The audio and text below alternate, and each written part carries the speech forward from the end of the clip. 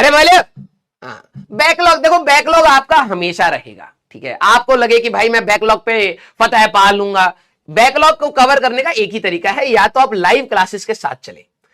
सबसे बड़ी चीज है, जो बच्चा ये सोचता है कि भाई मैं लाइव क्लासेस से पीछे चलूंगा, या तो रेस्पॉन्सिबल हो। फिर अगर आप खुद जानते हैं कि मैं इररेस्पॉन्सिबल हूं, आप लाइव क्लासेस से पीछे चल रहे हैं और आप इधर उधर बकैती करना स्टार्ट कर देते हैं, तो डेफिनेटली आप पीछे छूट जाएंगे। कई सारे बच्चे होते हैं जो लाइव क्लास नहीं देखते, लेकिन फिर भी वो सिलेक्शन लेते हैं। वो क्या करते हैं, वो रेस्पॉन्सिबल होते हैं, कंसिस्टेंट होते हैं, ठीक है। तो आप, अगर आपको लग रहा है कि आप इररेस्पॉन्सिबल हैं और कंसिस्टेंट नहीं है, डिसिप्लिन नहीं है, तो कोशिश करिए कि आप लाइव क्लास में करें, ठीक है।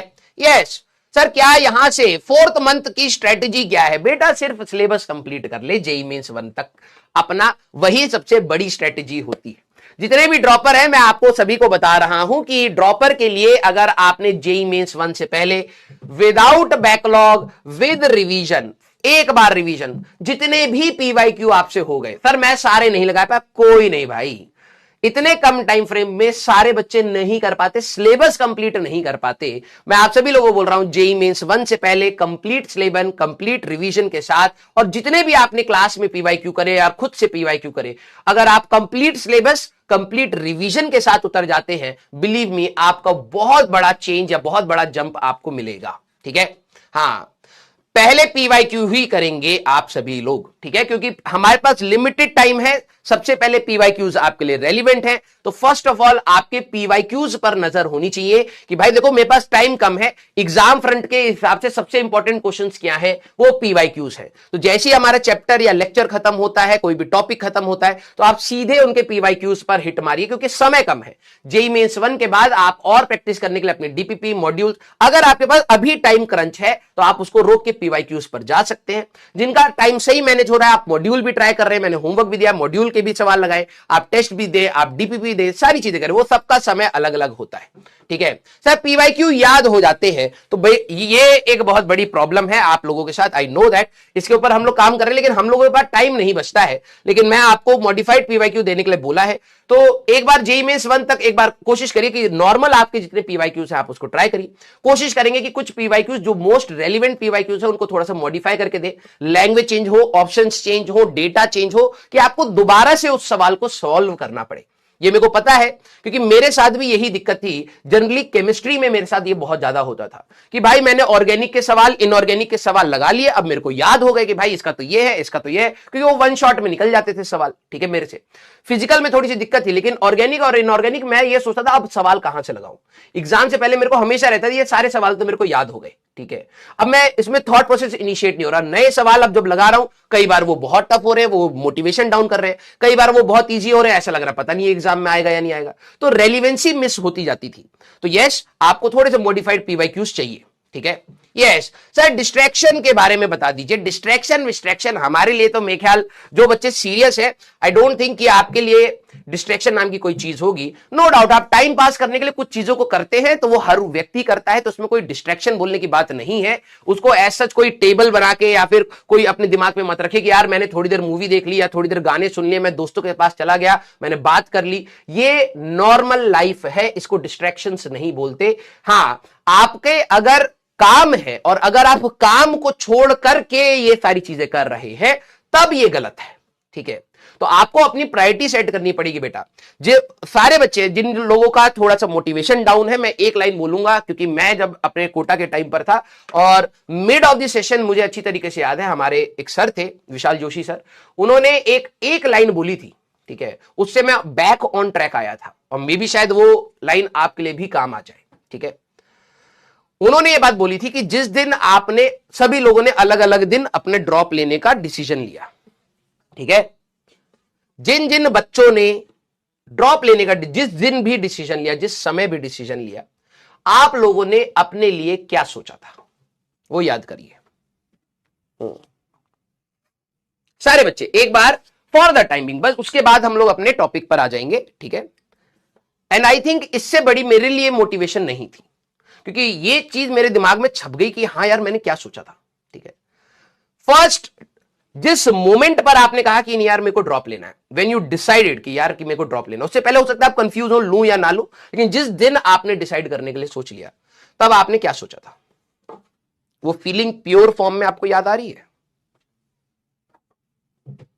यस, वो जो आपने जो भी सोचा, जो भी फील किया, वो प्योर फॉर्म में आपको याद आ रही होगी। हां सर, मैंने ये सोच के लिया था। और क्या आप उस फीलिंग से और आज की फीलिंग में नीचे हैं? यस, क्योंकि this is the real world. वो आपने एक्सपेक्ट किया and this is what you are getting. लेकिन बात यह है कि अगर आपकी एक्सपेक्टेशन यहां है तो आपको हिट तो करना ही पड़ेगा ना। अब आप क्या है कि आप आज की सिनेरियो के हिसाब से बदल रहे हैं अपने आप को और कह रहे हैं कि नहीं यार, नहीं यार, नहीं यार, ये दिक्कत, वो दिक्कत, ये दिक्कत, तो आप अपने ग्राफ को और नीचे ले जा रहे हैं। अब आप ये समझिए कि आपने एक्सपेक्टेशन खुद की यहां पर सेट करी थी कि यार मेरे को ये चीजें चाहिए, तो यार उसके लिए एफर्ट्स भी तो लगेंगे ना उस लेवल के, नहीं लगेंगे क्या? और अगर उस लेवल के एफर्ट्स चाहिए, वो आपको सबको पता है, क्योंकि देखो भाई, कोई बच्चा यहां से इस चीज को एक्सपेक्ट कर रहा है, कोई यहां से इस चीज को एक्सपेक्ट कर रहा है, सबको अपना लेवल पता है कि यार मेरे को ये चीजें और करनी चाहिए, तभी मेरा सिलेक्शन होगा, अदरवाइज नहीं होगा इस साल भी। रियलिटी है यार, है ना? तो अब कोई बच्चा यहां से सोचे यार मेरे को इतना बड़ा जंप चाहिए था और मैं आज क्या कर रहा हूं। कोई बच्चा यहां पर हो कि बिल्कुल जस्ट पास हो कि यार थोड़ी सी मेहनत कर रहा है और वो मेहनत कम कर रहा है, उसको समझ आएगी यार हम सभी के पास थोड़े थोड़े से गैप्स हैं, उसको फुलफिल करना है। और अगर आज आप अपने आप से झूठ बोल दें कि नहीं यार मेरे से नहीं होगा, मेरे पास तो डिस्ट्रैक्शंस हैं, मेरे पास तो ये प्रॉब्लम, मेरे पास तो वो प्रॉब्लम, बेटा समय निकल जाएगा और ये एक्सपेक्टेशंस ही रह जाएंगी। आपका ग्राफ यहां रह जाएगा जो आपको रियलिटी में अभी मिल रहा है, और वो उसके लिए आपने ड्रॉप नहीं लिया था। ठीक है, उसके लिए आपने ड्रॉप नहीं लिया था। आपको यह बात समझनी पड़ेगी कि ये जब भी ग्राफ जाएगा, कभी ऊपर जाएगा, कभी नीचे जाएगा, कभी ऊपर जाएगा, कभी नीचे जाएगा। Ups and downs are the part of this preparation. आप कभी भी एक चैप्टर को जैसे समझा है उसको उसी के जैसे दूसरा चैप्टर नहीं समझेंगे। ये सभी के साथ होगा। आप इसको अपने पर्सनल मत लीजिए कि सर मेरी तैयारी खराब हो रही है। बहुत बच्चे हैं जिसके लिए कुछ ना कुछ खराब हो रहा होता है। मेजॉरिटी बच्चे हैं भाई। तुम टॉप 1000 बच्चों को, टॉप 500 बच्चों को बस निकाल दो। मैं लिटरली बता रहा हूं, टॉप 500 बच्चों को निकाल दो, बाकी सारे बच्चे किसी को भी उठा के पूछ लेना, उनको कहीं ना कहीं तो मेजर दिक्कत रही होगी प्रिपरेशन में। ठीक है, 500 की भी अपनी दिक्कत है, लेकिन 500 के बियॉन्ड सिलेबस ना कंप्लीट हो पाना, रिवीजन ना हो पाना, कुछ टॉपिक छूट जाना, कुछ टॉपिक नहीं समझ आना, ये सबके साथ होता है।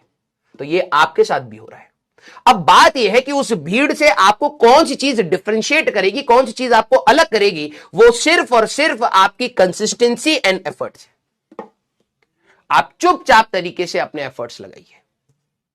और बेटा उस दिन को याद रखना जिस दिन आपने ड्रॉप लेने का सोचा था, और आज आप कहां पर हैं। आपने अपने आप को नीचे क्यों पुल किया, बताइए। अगर मैं आप लोगों से सवाल पूछूंगा तो आप कई बच्चे मायूस हो जाएंगे कि सर मेरे को बुरा लग रहा है। बुरा लगने की बात नहीं है, बात यह है कि आप बुरा लगने के बाद क्या कर रहे हैं। आप बुरा लग रहा है, कुछ दिन तक, थोड़ी देर तक डिमोटिवेटेड फील करा, फिर थोड़ी बहुत पढ़ाई कर ली। ये नहीं होता भाई। रियल लाइफ में आपको स्ट्रगल्स आएंगे, और आपको जब भी लाइफ में प्रॉब्लम आएगी तो आपको हमेशा माइंडसेट सॉल्यूशन वाला होना चाहिए। यार इस प्रॉब्लम से निकलने का रास्ता क्या है। और अगर आप सभी लोग यहां पर देखें कि आपके पास कुछ प्रॉब्लम्स हैं, उनकी जब आप सॉल्यूशन सोचना स्टार्ट करेंगे और कदम चलाना स्टार्ट करेंगे, तभी आप उस प्रॉब्लम से बाहर निकल पाएंगे। अदरवाइज ये जो प्रॉब्लम्स आपके साथ चल रही हैं, दीज आर ब्लैक होल्स बेटा, हमेशा ही रहेंगे और हमेशा आपको अपने साथ ही खींचते चली जाएंगी नीचे की तरफ, और कुछ नहीं होगा। ठीक है, तो प्लीज आप सभी लोग अपनी तैयारी को कंटिन्यू रखिए। जितना ज्यादा आप अपना रिवीजन टाइम निकाल पाए उतना रिवाइज करिए, क्योंकि मिड ऑफ द सेशन में मैं हमेशा बताता हूं, स्टार्टिंग वाले पार्ट में सभी को मोटिवेशन रहता है, सिलेबस कुछ पीछे का पढ़ना नहीं है, सिर्फ आगे का पढ़ना है, तो सारे के सारे भग रहे होते आगे। टीचर पीछे है, स्टूडेंट आगे भाग रहा है, मैं ये भी पढ़ लेता हूं, मैं ये भी पढ़ लेता हूं। मिड ऑफ द सेशन में आके अब क्या होता है कि आपको पीछे का रिवाइज करना है और आगे का और प्रेजेंट का पढ़ना है। बच्चों को मौत यहां से आनी स्टार्ट होती है, और मिड ऑफ द सेशन हमारा स्टार्ट हो ही रहा है। मिड ऑफ द सेशन में ही हम लोग बीच सिलेबस के बीच में आ चुके हैं। ये mid of the session, and में अब जो पढ़ता चला जाता है, रिवाइज करता चला जाता है, एंड ऑफ द सेशन में सिर्फ और सिर्फ आपका रिवीजन रह जाता है, और फिर टेस्ट होते हैं। अब बात यह है कि जिस बच्चे ने अपने मिड ऑफ द सेशन को संभाल लिया, उसने सब कुछ संभाल लिया। मिड ऑफ द सेशन, यहां पर जितना आप स्टबन बन के पढ़ाई कर सकते हैं, जितना जिद्दी बन के पढ़ाई कर सकते हैं, जितना सनकी बन के पढ़ाई कर सकते हैं, यहां घिस लो। नवंबर दिसंबर के बाद, मिड ऑफ द दिसंबर के बाद, you will be relaxed, believe me. आप काफी ज्यादा रिलैक्स होंगे, क्योंकि मिड ऑफ द सेशन में पीछे भी रिवाइज करना है, प्रेजेंट का भी पढ़ना है, आगे का भी सोचना है, टेस्ट भी देने। यही स्ट्रगलिंग पार्ट है, यहीं पर बच्चा पीछे छूटता है बेटा, और कुछ ही बच्चे आखिरी तक पहुंचते हैं, यही है बस। और जो आपका राइट नाउ मोमेंट है, इसमें आप जितना सनकी थे कि भाई मेरे को वो चाहिए, प्रूव इट, और कुछ नहीं है। ठीक है, तो अगर आपको डिसिप्लिन की दिक्कत है, आपको कंसिस्टेंसी की दिक्कत है, आपको डिमोटिवेशन है, तो याद करिए आपने किस चीज के लिए ड्रॉप लिया था।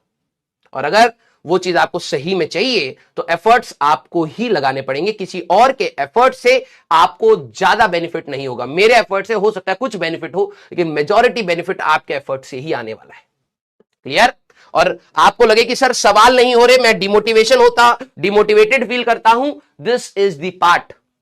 जिस दिन आपने इस चीज से लड़ना छोड़ दिया कि यार सवाल नहीं हो रहे, मैं डिमोटिवेटेड फील कर रहा हूं, इस चीज से लड़ना ही छोड़ दिया ना, बिलीव मी, आप बहुत शांति से पढ़ पाएंगे, स्ट्रेस लेवल कम होगा। आपको यह मानना पड़ेगा कि यार कुछ सवाल नहीं होंगे, उनको मैं सीखूंगा कि वो कैसे हो। बस आपका लर्निंग एटीट्यूड होना चाहिए, जजमेंटल एटीट्यूड नहीं होना चाहिए पढ़ाई करते समय।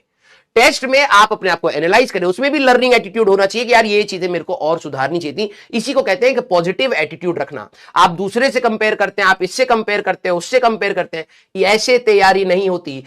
पूरे अगर देखा जाए 14 लाख 13 लाख बच्चों में से जो 12-13 लाख बच्चे हैं, 1 लाख बच्चे को अगर हटा दें, 12-13 लाख बच्चे इसी भीड़ में ही खत्म हो जा रहे हैं। अपने पर इन्वेस्ट करो बेटा टाइम, ठीक है।